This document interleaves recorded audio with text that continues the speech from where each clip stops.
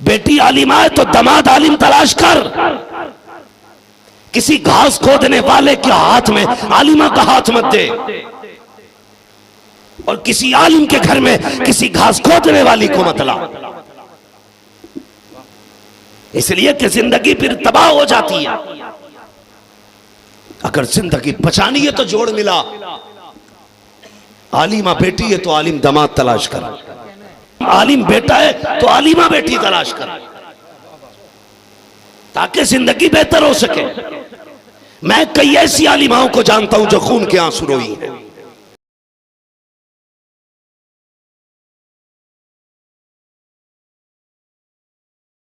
रात के 3 बजे एक बंदा सैयद शबात मियां को फोन करके कहता, हुजूर मेरी बेटी को आप समझाइए। रात के 3 बजे, क्या बात है? कहा कि वो गैर मुस्लिम के साथ शादी करने की जिद कर रही है। बेटी तेरी ये समझाएं हम, क्यों आखिर तेरे लहजे में असर नहीं है? क्यों तेरी बात का एहसास नहीं तेरी बेटी को? तू नहीं कह सकता अपनी बेटी से? क्या तेरी बेटी की नजर में तुझसे ज्यादा हमारी अहमियत है? बेशक होगी, इसलिए कि तूने अपनी बेटी की नजर में अपनी इज्जत नहीं बनाई। आज शर्म आ रही है ना? बेटी जब किसी कुमार और किसी यादव या किसी भी जात के साथ जा रही है, सब सर पकड़ के बैठे, बेटियों को कैसे रोका जाए? ये 5 मिनट में कवर होने वाली गलती नहीं है, इसे 10 दिन में कंट्रोल नहीं किया जाएगा। चैलेंज करता हूं मैं, इसे कंट्रोल करने के लिए कम से कम 18 साल चाहिए। कितने 18 क्यों चाहिए? क्योंकि बर्बाद करने में तुमने 18 साल लगाए, इसलिए इनको बचाने के लिए कम से कम 18 साल। तेरी बेटी को हम क्यों समझाएं? गलती तूने की है प्यारे, बता तो सकी जब ये पैदा हुई थी तूने कौन सी ड्रेस ला करके दी? तूने 3 इंच का कपड़ा बच्ची को ला करके पहनाया। जब ये बच्ची थी तूने 2 बत्तियों वाली बनियान पहनाई। मौलवी अभी बच्ची ही है, 4 साल की हो गई, फिर तूने बनियान और उसको इतने ड्रेस में ला के रखा। 8 साल की हो गई, जब बच्ची को शऊर आने लगा वो तेरी कलाई पकड़ के जब मार्केट गई, कहने लगी बाबा मेरा जन्मदिन है, ड्रेस अपनी मर्जी से खरीदूंगी। उसने 8 साल की उम्र में जब बेहयाई के लिबास पे हाथ रखा, तूने ये सोचा था ये बच्ची है और इस पे अभी शरीयत का उसूल नहीं लगता है, इसलिए तूने उसका हाथ नहीं पकड़ा। उसने उस वक्त बेहयाई का लिबास खरीदा। 8वें साल की उम्र में अपनी मर्जी से कपड़े खरीदे। 9 साल की उम्र में उसने मर्जी से कपड़े खरीदे। जब 10 साल की उम्र में आई, उस वक्त तुझे लगा कि अब इसके जिस्म को छुपना चाहिए, इसके बदन पे कपड़े होने चाहिए, लेकिन अब क्या कर सकता था? तूने 8-9 साल तक उसको बेगैरती वाला लिबास पहना करके बच्ची को नंगी रहने का आदी बना दिया। अब उस बच्ची को आदत नहीं है पूरा बदन छुपाने की। सुन प्यारे, फिर 11 साल तक तू चाहता था रोक ले, लेकिन ना रोक सका। जब 13 साल की बेटी हो गई, उसके बाद तेरे हाथों से निकल गई। कल तू हाथ पकड़ के उसको मार्केट में घुमाता रहा। आज बेटी अपनी मर्जी से जाती है, कल जाने के बाद अपना बॉयफ्रेंड तलाश करती है, जागने वाला मुकर्रर करती है, फिर उसके बाद टहलती है, और तुझे गैरत तक नहीं आई। और मेरे भाई, जब बेटी उसके गांव गई और एक लम्हा उसकी जिंदगी के नाम कर दिया, अब तू कह रहा है मेरी बेटी को कोई बचा ले, मेरी बेटी को कोई समझा ले। ऐसे बेटियां नहीं समझती हैं बेटियों को कैसे संभालना है। सुन प्यारे, जिस दिन पैदा हुई थी उसी दिन उसे मुकम्मल लिबास पहनाना था। चौथे साल में उसे पैरों तक की ड्रेस देनी थी। 10 साल की उम्र में उसको कलाई तक की ड्रेस देनी थी। 13 साल तक उसको यह एहसास दिलाना था तू आवारा पैदा नहीं हुई है, निकम्मी पैदा नहीं हुई है, बल्कि तू वो है जिसे जमीन के ऊपर कनीज़े फातिमा कहा जाता है, जन्नत के अंदर तुझे जन्नत का हकदार कहा जाता है। ये बचपन से करना था, लेकिन तुमने क्या किया? गलत नहीं कह रहा हूं, चैलेंज है मेरा। जाओ 80% लोगों के बच्चों की ड्रेस चेक करना। हाँ, गैरत आती है। घर के अंदर बेटियां नेकर बनियान में सोते, बाप को गैरत नहीं आती। इसे गैरत क्यों आएगी? क्योंकि ये खुद नेकर बनियान में सोता है। शर्म नहीं आती हमें? अगर हमारे कदम शरीयत के खिलाफ होंगे, हम कभी बेटी नहीं बचा सकते, कभी नहीं बचा सकते। क्यों नहीं रोक पाए आप बेटी को? इसलिए कि हम खुद गलत थे, हम खुद गलत थे। कितना गलत दौर आ गया ये हालात आप देखें। आज बेटी घर से जाती है तो कह के जाती, माँ मैं अपने बॉयफ्रेंड के साथ जा रही हूं, कजिन के साथ जा रही हूं, मुझे तो नहीं पता कजिन कमाना क्या था, लेकिन रिवाज बन गया भाई, कजिन के साथ गई है। खलेरे चचेरे फुफेरे मुमेरे सब फ्री। मेरे भाई जब वो घर से निकली तो हमने नहीं देखा ये किधर जा रही, किसके साथ जा रही है। नहीं नहीं वो भाई लगता है, सगा खलेरा भाई है, सगा मामूजाद भाई है, सगे ताऊ का बेटा है, सगे चाचा का बेटा है। कल जब उसी के साथ मुंह काला करके चली जाती है, फिर कहता कोई तावीज दे दो जो रात रात में लौट आए। बोलो हम माइंडेड बनते अगर ये उलमा ये अगर कहते नहीं बेटी को पर्दे में रखा करो, तो कहते जी तुम तो वही पुरानी बातें कर रहे हो, अब दौर रह गया बेटियों को पर्दे में रखने का। हवा चलिए सब बेटियों को पढ़ाने निकले, अब सबकी बेटियां IAS IPS हो और बेटे सबके गधे। दौर चला बेटे बेटे पढ़ाए गए, अब दौर चल रहा बेटी बेटी पढ़ाई जा रही। बेटा पॉलिश कर रहा, जूते सिल रहा और बेटी IAS हो रही है। अगर वो डिग्री होल्डर हो गई तो इसके लिए दामाद कहां से ढूंढेगा भाई? वो कर लेगी जूते वाले को। बोलो अगर लड़की पढ़ी लिखी होगी, मैं तालीम का मुखालिफ नहीं है, पहले सुन लेना, मैं कुछ समझाना चाहता हूं। आपकी लड़की अगर MBBS है तो किसी सफाई वाले से शादी करेगी?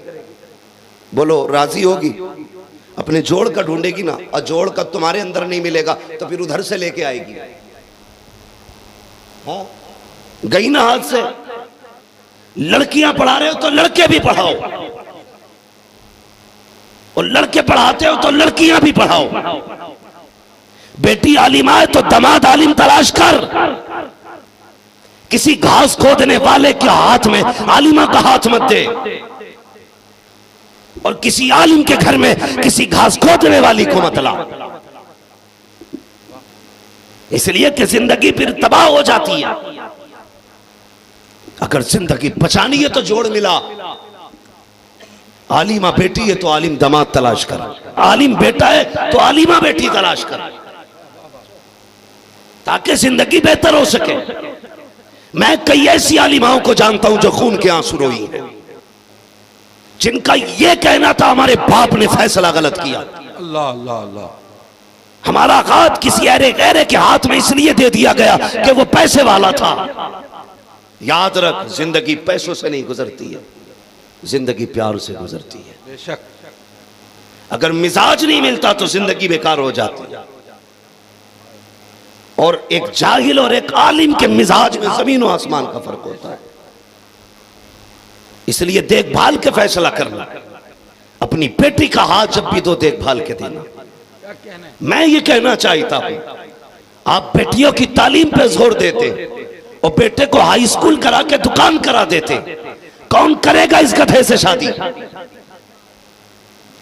जो बेटियां काबिल हो रही हैं वो किसके हिस्से में आएंगी? आप तलाश कर डालो, जाकर के देखो। जितनी गैरों के बिस्तर पे जाके बैठ गई, कोई हाई स्कूल पास है, कोई MA BA पास है, कोई डिग्री होल्डर है, किसी ने कोई डिग्री कर रखी है, किसी ने कोई डिग्री कर रखी है। ये दावे के साथ कह सकता हूं, ऐसी कोई लड़की नहीं मिलेगी जिसे कुछ नहीं आता हो और वो किसी गैर मुस्लिम के बिस्तर पे जाके बैठ गई हो। अल्लाह अकबर। तबाही के जो दरवाजे खोले हैं, तालीम ने इस कौम को तबाह करके रख दिया है। जब से तुम्हें नशा चढ़ा गए, सर्विस सर्विस सर्विस, नौकरी का नशा जब से चढ़ा गए, तब से तुम तब बर्बाद हो गए हो। हजरत उमर फारूक आजम ने कहा था, जब तक ये कौम बिजनेस करती रहेगी उस वक्त तक ये कौम जमाने पे हुकूमत करती रहेगी। तुम नौकरी करने नहीं आए थे, जूते उठाने नहीं आए थे, हाथ बांधने नहीं आए थे, बल्कि तुम सर्विस करने की बजाय अपना बिजनेस करके जमाने पर रब की तौहीद का परचम लहराने के लिए आए।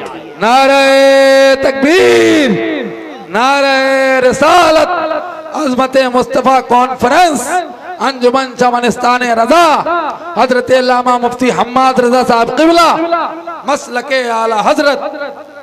ऐसे बाप में गैरत है, लड़की की कमाई खाने की आदत पड़ गई।